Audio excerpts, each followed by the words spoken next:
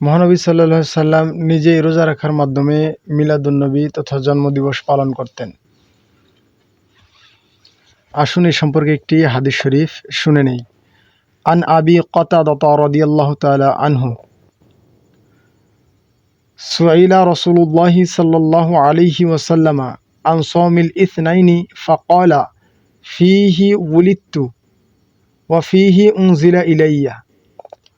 হযরত আবু কতাদা রাদিয়াল্লাহু তাআলা আনহু হতে বর্ণিত, রাসূলুল্লাহ সাল্লাল্লাহু আলাইহি ওয়া আলিহি ওয়াসাল্লামকে সোমবার রোজা রাখা সম্পর্কে প্রশ্ন করা হলে তিনি সাল্লাল্লাহু আলাইহি ওয়া আলিহি ওয়াসাল্লাম বলেন, সোমবার দিনে আমি জন্ম লাভ করেছি এবং তাতে আমার উপর কোরআন নাজিল করা হয়েছে।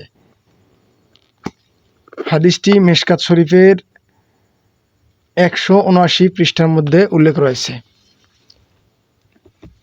উক্ত হাদিস থেকে আমরা জানতে পারলাম নূর নবীজি সাল্লাল্লাহু আলাইহি সাল্লাম রোজা রাখার মাধ্যমে নিজেই নিজের জন্মদিন তথা মিলাদুন্নবী পালন করেছেন।